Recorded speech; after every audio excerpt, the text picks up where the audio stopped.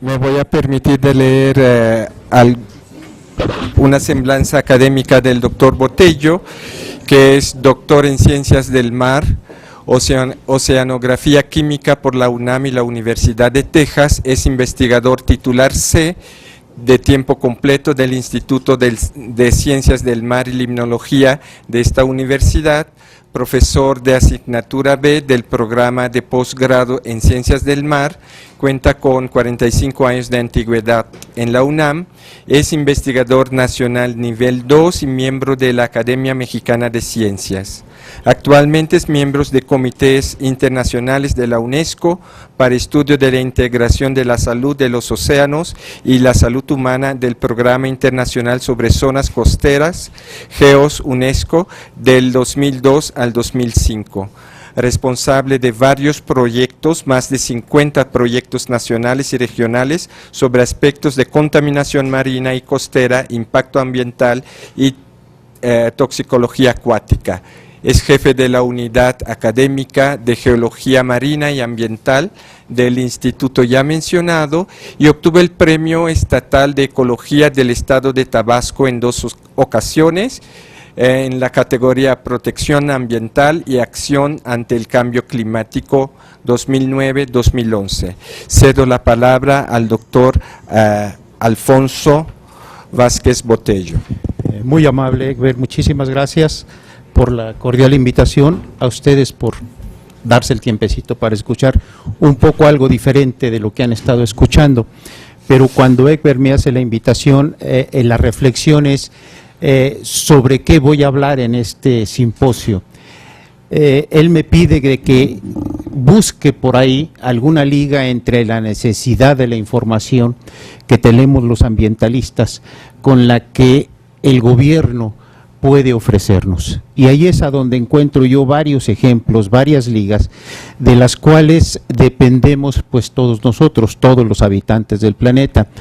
En tanto no tengamos una información adecuada, una información ágil, una información veraz, y sobre todo accesible y disponible, pues vamos a estar nosotros vulnerables, muy vulnerables. Y ya lo voy a ver, algunos ejemplos que voy a poner aquí, con los cuales obviamente si hubiéramos tenido, como dicen, el hubiera no existe, yo sé que eso no existe, pero si hubiéramos tenido la información, primero disponible, segundo accesible y tercero entendible, muchos de los fenómenos que han ocurrido, fenómenos naturales, podrían haberse evitado, incluyendo la pérdida de vidas. Eso es lo más importante.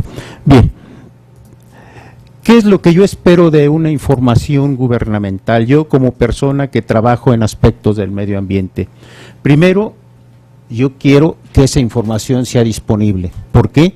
En todos los temas del medio ambiente nosotros tenemos que tener información que esté disponible.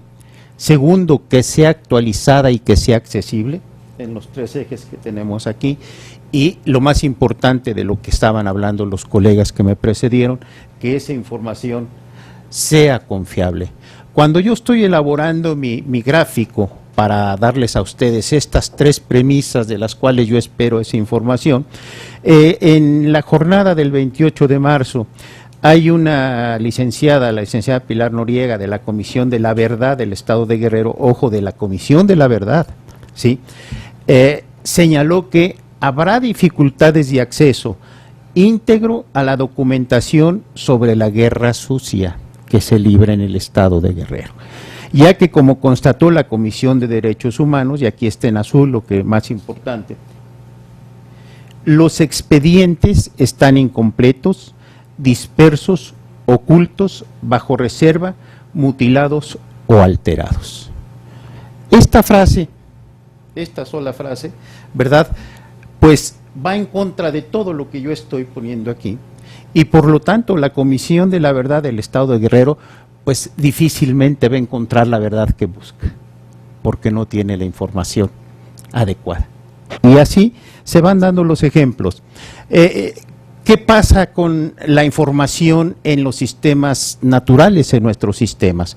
Nosotros, los ambientalistas, nos regimos mucho por los temas de información geográfica, los famosos SIGs, ¿verdad? Que es simple y sencillamente una cadena en la cual nosotros vamos tomando la colección de datos, la fuente de datos, la entrada de los datos a nuestros sistemas de información, el manejo y el análisis de los datos, el procesamiento y el análisis. Y ojo, cuando este procesamiento ya está a su final, esta información se va para la toma de decisiones a través de los usuarios. Y una vez que se vaya a la toma de decisiones, simple y sencillamente se pueden tomar acciones. Y esto ya aparece en el mundo real. Todo esto es verdad, es así como lo pinta la grafiquita, pero vuelvo a repetir, si se cumplen con las tres premisas anteriores: de que yo tengo una información confiable, de que yo tengo una información disponible y de que tengo una información accesible. Si no, se ven truncas cualquiera de estas eslabones de la cadena y ya no puedo tener un sistema de información geográfico adecuado, un sistema de información geográfico veraz, y por lo tanto mis decisiones van a ser mal tomadas, ¿verdad?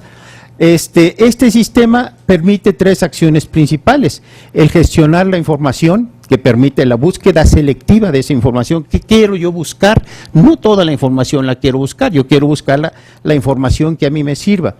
Análisis de la información, hay que procesarla, hay que gestionarla en forma rápida y sencilla. Por ahí hablaban nuestros colegas que me antecedieron de que esa información tiene que ser sencilla, tiene que ser asequible a una población. Muchas veces las poblaciones no tienen todo ese grado que tenemos de doctores, postdoctores, etcétera, y cuando le disponemos nosotros la información no la entienden, desgraciadamente. Y finalmente la salida y la representación, que muestra los resultados en forma de gráficas, tablas y mapas. Aquí lo tienen ustedes, un ejemplo, ¿verdad? Cuando nosotros vamos a ir sobreponiendo la información que vayamos generando, que vayamos obteniendo, con otra, hasta que al final nosotros encontremos un sistema adecuado de información geográfica.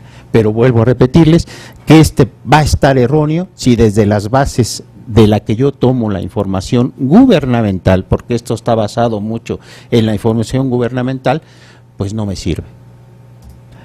¿Qué temas son prioritarios de información gubernamental sobre el medio ambiente? El primero de ellos, la alimentación, ¿verdad? Y si no tenemos nosotros una información veraz, una información actualizada sobre los problemas alimentarios en México, el futuro de nuestras poblaciones se va a ver seriamente amenazado. Segundo, nuestros recursos hídricos y la disponibilidad del agua. El recurso de recursos, el agua. ¿Qué sé yo? ¿En dónde están mis mejores recursos hídricos?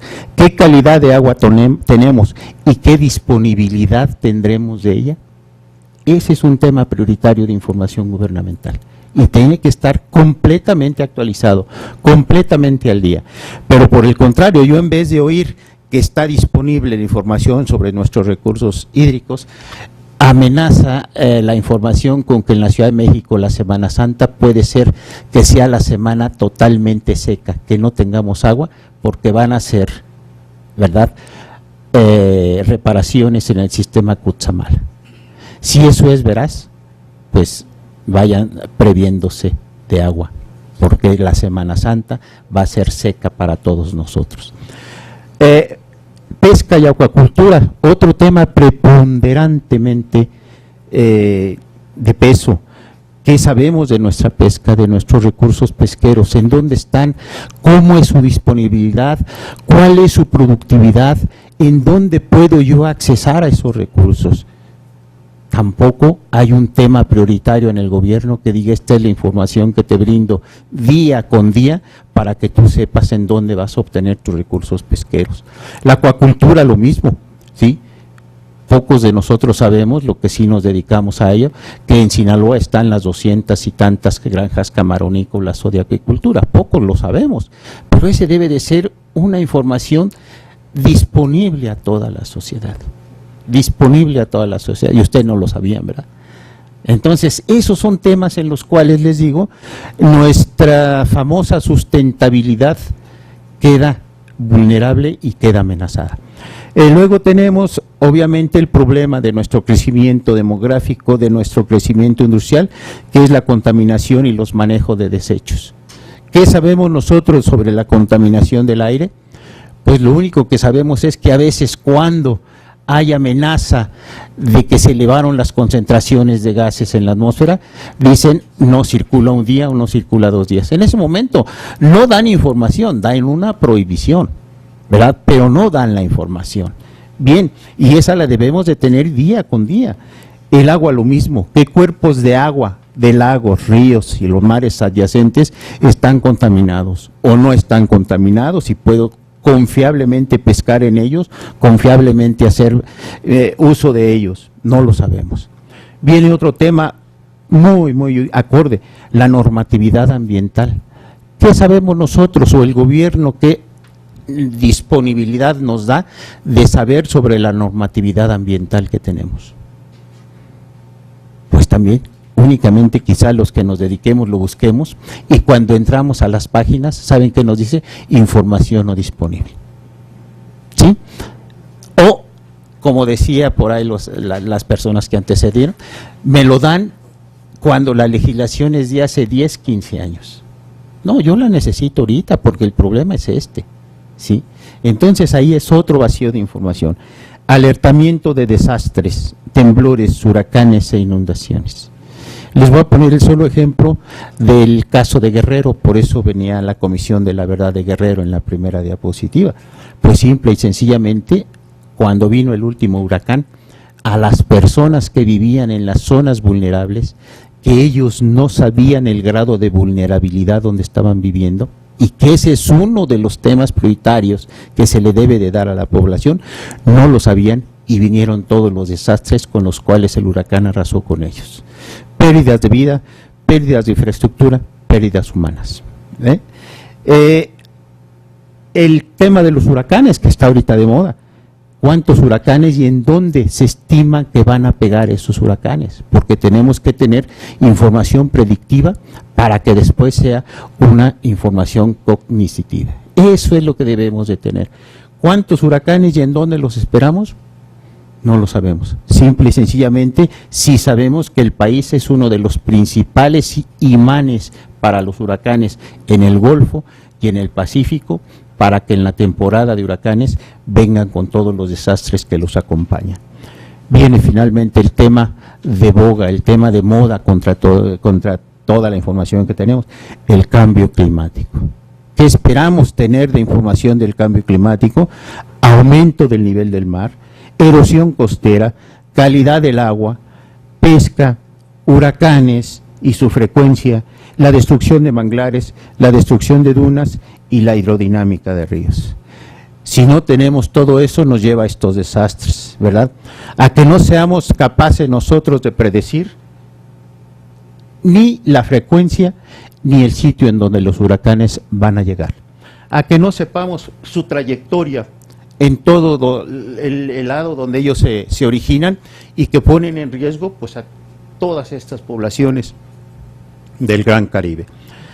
Tenemos nosotros las inundaciones, como ya les decía yo en el caso de Guerrero, y jalo su memoria un poco más atrás, en el caso de hace unos años en el estado de Tabasco, cuando Tabasco, la capital Villahermosa, se fue a 2,5 metros de inundaciones por 3 meses. ¿Qué pasó?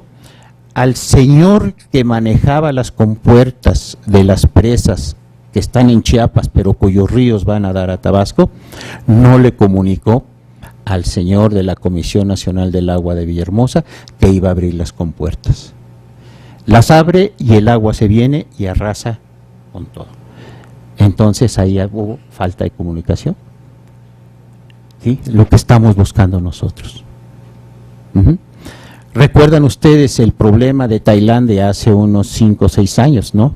El problema del maremoto también que hubo, lo mismo, fue por una falta de comunicación. No existió la comunicación para alertar a la población de que ahí venían estos problemas. Y arrasan con vidas, se arrasan con todo lo que pueden a su paso. Erosión costera. Esto tampoco tenemos información nosotros que se esté generando día con día. Y entonces las poblaciones que se van a asentar en los márgenes costeros sufren de esto. Vean ustedes aquí, esta barda que está ahí, es de la persona que vivía ahí, él puso de su protección, puso esta barda, pero de nada le sirvió, porque finalmente el agua, la erosión del agua viene por acá y se llevó todo, y ahí destruyó plantíos, destruyó carretera, etcétera. Y este es el otro caso de las inundaciones. Esta sí es una foto de Villahermosa, Tabasco, cuando estuvo la inundación. A todo esto está expuesta la población cuando no tiene un acceso a una información actualizada, a una información confiable y a una información disponible. Ahora, ¿qué líneas de investigación de riesgos ambientales podemos nosotros tener? Tenemos 3 líneas. Tenemos la de la vulnerabilidad, qué tan vulnerables somos y qué nos va a afectar, la exposición, ¿verdad?, de cómo, cuánto, dónde vamos a esperar nosotros este riesgo. En el caso de la vulnerabilidad, qué tan frágiles somos, qué susceptibles y qué políticas de protección tenemos nosotros como población. Si no tenemos información, mucho menos vamos a conocer las políticas de protección. Y finalmente el peligro, ¿verdad?, a donde tenemos que tener tipificado el origen del riesgo, la tipología que es en función del tipo de instalación, su nivel de peligrosidad y su probabilidad. Con esto podemos nosotros, si tenemos la información que yo decía, hacer mapas de vulnerabilidad, mapas de exposición o mapas de fuentes de riesgo. Y finalmente tener una cartografía de riesgos ambientales. ¿Ustedes me pueden decir si conocen alguna carta de riesgos ambientales de la Ciudad de México? No, y creo yo que si hay información, está fragmentada, no está actualizada y lo más importante, no está disponible. Eso es un gran peligro, ¿sí? Y entonces eso nos expone a esto precisamente. No se preocupen en apuntar todo, yo dejo la plática para que ustedes la tengan y la usen a donde quiera, échenme a mí la culpa, no hay ningún problema de ello. Fíjense bien, estamos hablando en el cambio climático que uno de los grandes riesgos es el aumento del nivel del mar, pero ¿cómo yo voy a saber cuánto va aumentando el mar año por año, por año, por año? ¿Verdad? En nuestras costas hay mediciones, y en algunos casos, como esta de Veracruz, en el estado de Veracruz se han preocupado porque sus mediciones sean continuas. Y tenemos perfectamente tipificado cómo va el aumento del nivel del mar, ¿verdad? Y entonces ya con eso podemos decir, ojo, porque a las poblaciones que estén asentadas en zonas bajas, las puede afectar. Pero cuando tenemos toda la información disponible y en serie. Pero sin embargo, hay casos en los cuales en este mismo estado, en Coatzacoalcos, un puerto quizá el más importante de Veracruz, tenemos estos fragmentos, estos vacíos de información. ¿Por qué? Porque no nos dieron exactamente la medición que buscábamos. ¿Y qué hacemos? Pues simple y sencillamente especulamos, ¿verdad?, haciendo una línea de regresión de que quizá ese fue o esa sea la tendencia del aumento del nivel del mar. Pero vamos con un grado de incertidumbre de este tamaño. ¿Sí? ¿Por qué? No hay información. ¿Quién la debe de generar? Pregúntense. En alimentación, otro aspecto. Tenemos que tener información sobre programas alimentarios prioritarios y sobre todo 3 grandes cereales: maíz, trigo y sorgo. ¿A qué se refiere la información cuando uno lee algo sobre estos temas? Simple y sencillamente a que el país ya está importando más de 11,000 toneladas de maíz por año, más de 12,000 de trigo, más de 15,000. Esa es la información que tenemos. Pero no tenemos ningún programa alimentario que diga, el maíz lo podemos sembrar en tal región, el trigo lo podemos sembrar en otra región, y el sorgo y el trigo juntos en esta y en esta y en esta otra región. Eso es prioritario para la subsistencia de nosotros. Los recursos ganaderos, ¿alguien de ustedes ha visto un mapa ganadero? ¿Dónde se encuentran nuestros principales recursos ganaderos? ¿De dónde viene la carne que muchas veces nos sentamos al restaurante? Ay, sí, es muy bonito sentarnos y un filetón de esos con papas. No, pero preguntarnos de dónde viene y cuánto costó el llegar ahí. ¿no? Esa información es prioritaria. ¿Qué zonas de producción agrícola tenemos en el país y cómo están? No deben de estar muy bien, porque yo veo que lo único que hacemos es comprar maíz, comprar trigo y comprar sorgo. Por lo tanto, yo no creo que haya grandes zonas de producción agrícola. No lo creo, no lo sé, es decir, mi ignorancia viene de que yo no tengo esa información, ¿verdad? Modificadores y manejo genético de especies. Ya vemos y sabemos nosotros que una de las principales empresas, Monsanto, está, pero ya quiere sembrar todas sus semillas genéticamente mejoradas y tumbar todo lo poquito que estamos flaqueando nosotros en el caso del maíz, ¿verdad?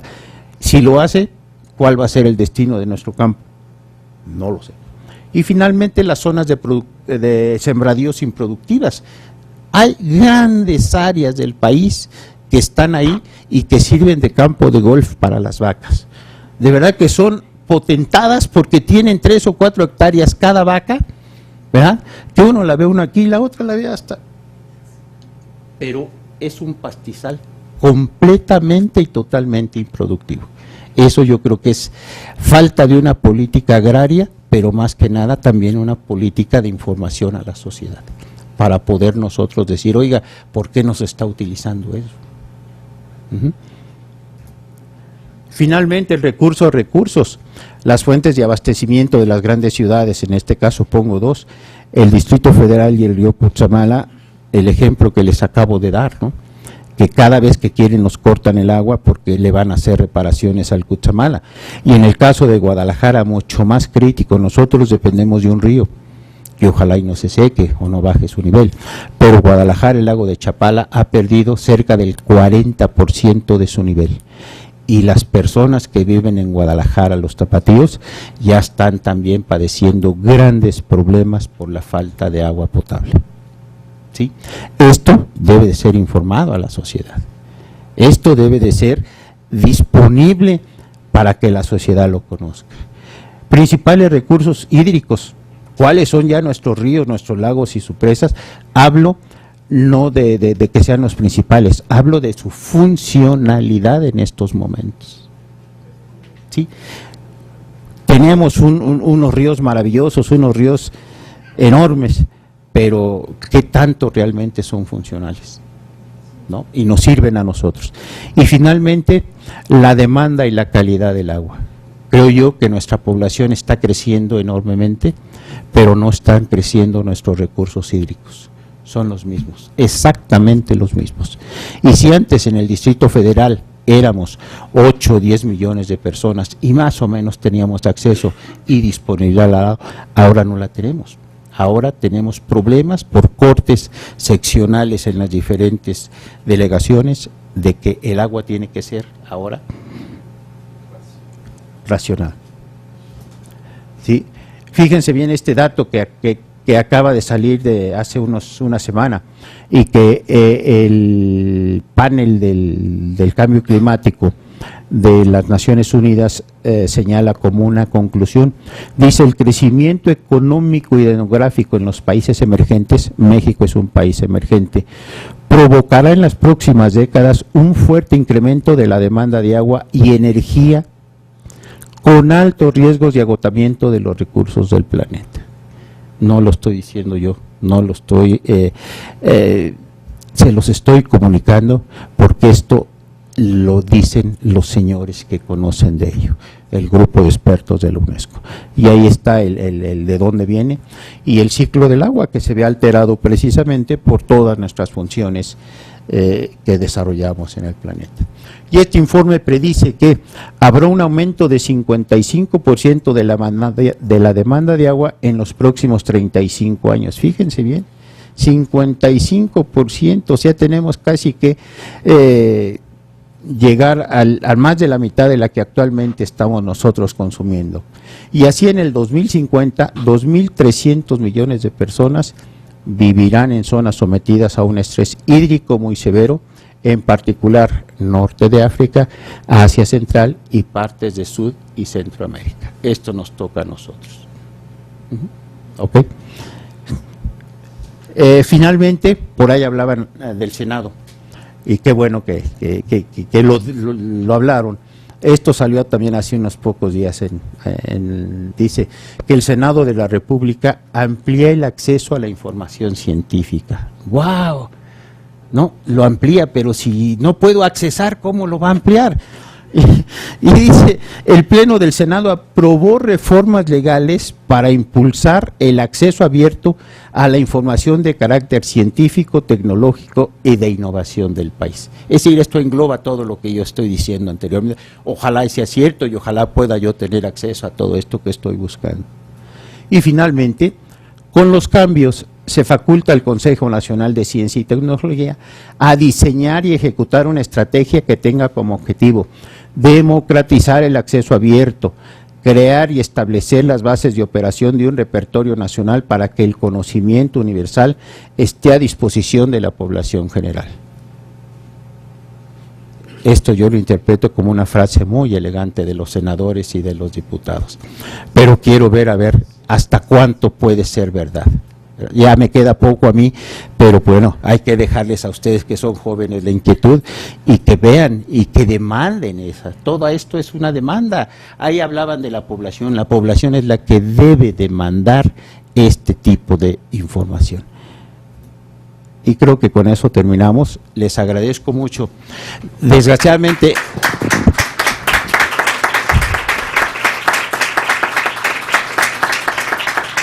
Esto se presta a mucha discusión, a muchas preguntas. Si ustedes quisieran, pueden hacerlas, está mi correo electrónico y con gusto yo se las envío las respuestas que pueda, porque tengo otra reunión a las 12 en mi institución y mi directora es muy exigente. ¿Okay? Bueno, muchísimas gracias. Gracias, Edwin, por la invitación y nos vemos pronto. Bueno, al contrario, Gasta, doctor, adelante, y le vamos a entregar solamente su constancia de participación. Muchísimas gracias. Muy amables. Hasta luego.